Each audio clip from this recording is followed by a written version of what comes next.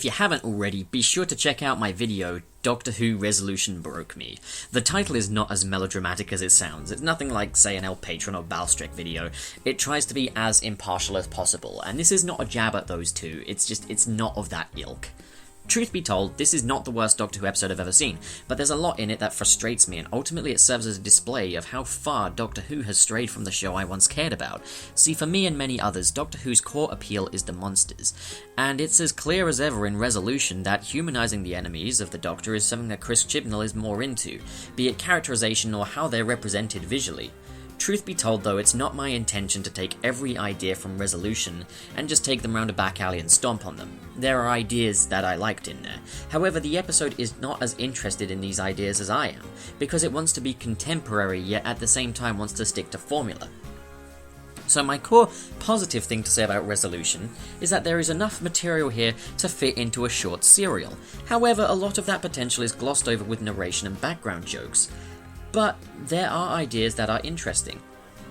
For example, 9th century Britain preparing for alien invasion, primitive human warriors taking on a Dalek mutant surviving on Earth without its battle tank and being forced to use its cunning to rebuild its casing, its quest to summon its own species to Earth for an invasion, and the prospect of said invasion.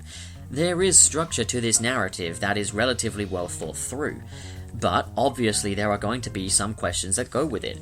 I feel like the script shied away from these questions. Now, realistically, I probably can't blame Chris Chibnall for all of this. We don't know what constraints he has from the BBC, however, it does not help his case that his episodes have been extremely unambitious throughout Series 11 up until now.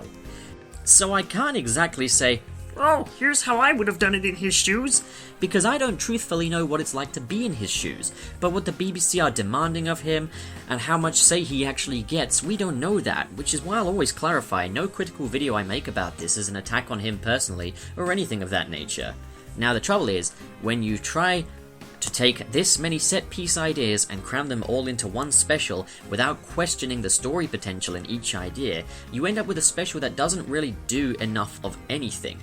Not enough 9th century war, not enough Dalek, not enough exploration through the Dalek's potential outside of its casing, not enough time to give resolution, to the arc about Ryan's father. And if you're satisfied by all this, well, good for you. If I'm being completely honest, I've seen more verbal abuse from people that like these episodes leveled at people that don't, than the other way around, but that could just be a perspective thing.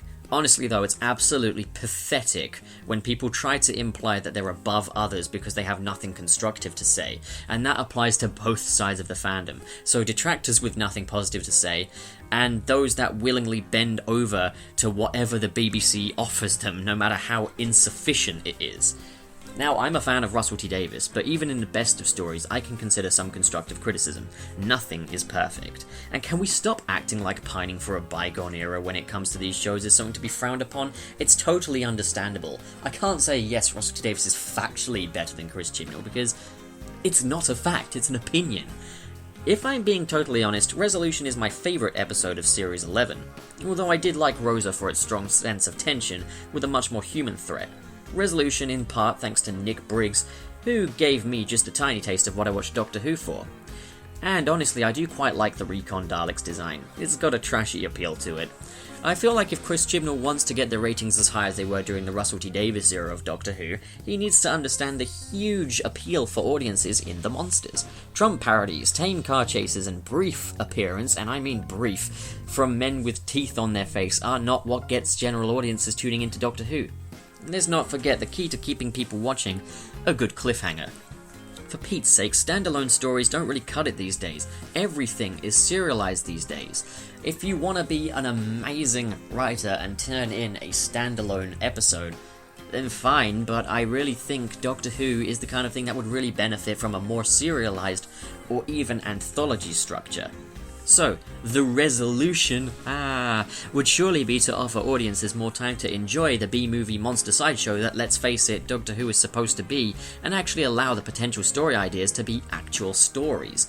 When Series 11 was so thin on the ground in regard to original story ideas, it seems honestly ironic to stuff all of this into one special. In my previous video on this episode, I stated that I didn't buy that the Dalek could have been defeated by a 9th century human army. Now, I know that there are a lot of people that agree with me on this. Even though it was explained, When an explanation gives us more questions than answers, this does not make it a great explanation. Would the Brexit joke at the expense of UNIT really be necessary if the episode allowed itself the time to show the Dalek taking on UNIT? It's not like the Daleks are a walk in the park for UNIT.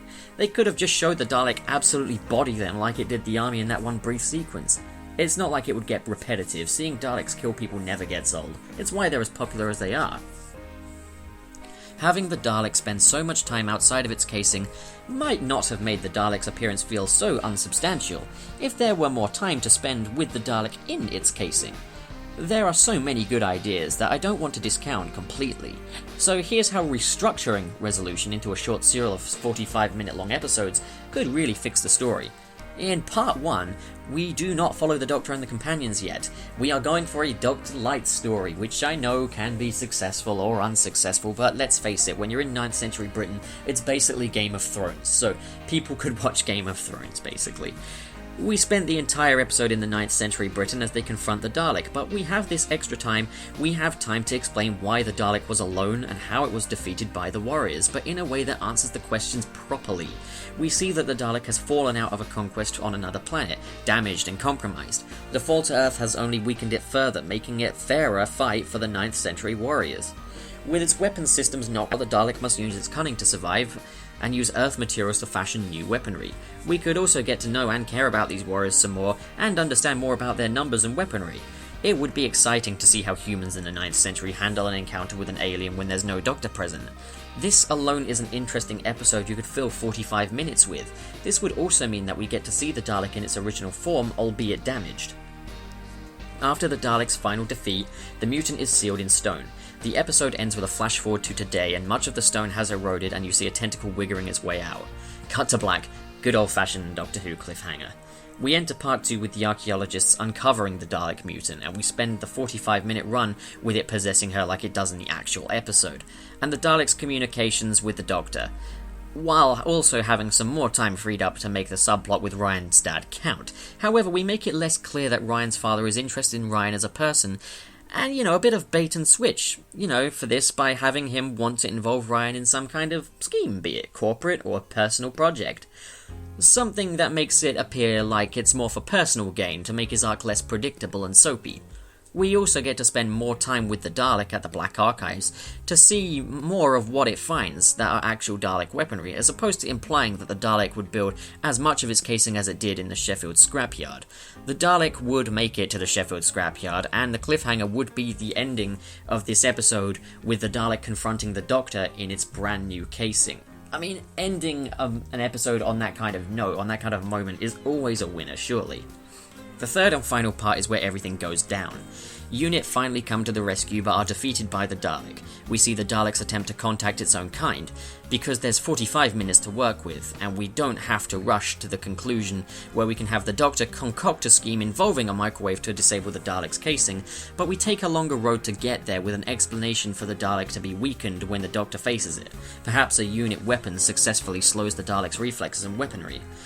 The Ryan's father does come through at the end, like in the final episode, but it means it's more earned and less expected. The final shot of the episode is a small Dalek monitor left on the ground of the final confrontation with a message that reads, "Signal received," setting up for a future Dalek invasion story. Roll credits. This way, we get a little promise for Dalek fans as to what's coming in the future, but you don't necessarily have to follow it up immediately. Hell, it's a story you could save for a future showrunner, if you really can't be bothered with that life. To say we'll never see another Dalek invasion story again in Doctor Who, just please, don't break my heart like that. We want it, we need the precious. Was that bad? I'm not gonna do that again. Anyway, what did you think of this video, and what do you think of the ideas to make Resolution into a serial instead of a singular episode? Obviously, it's a bit too late for this to happen, but what do you guys think of the general idea? Would you have preferred that, or do you just believe it's completely beyond saving, or do you believe it's a diamond-encrusted jewel in the continuity of Doctor Who? Oh gosh, this fandom. But yes, did you enjoy this video? If you did, don't forget to click subscribe, leave a like, leave a comment, share it with your Doctor Who buddies, and you can have your little Linda meeting where you all discuss what a twat I am. And in the future, don't forget to tune into the videos that are to come. And please, please, please do consider visiting the Patreon page. Even if you can't donate, please do drop it a share, or whatever. Just enjoy the videos. Just watch and enjoy the videos. That's the least I can ask of you. Thank you for watching, guys, and until the next time. I have really got to make more of these videos scripted, but it is hard to find the time.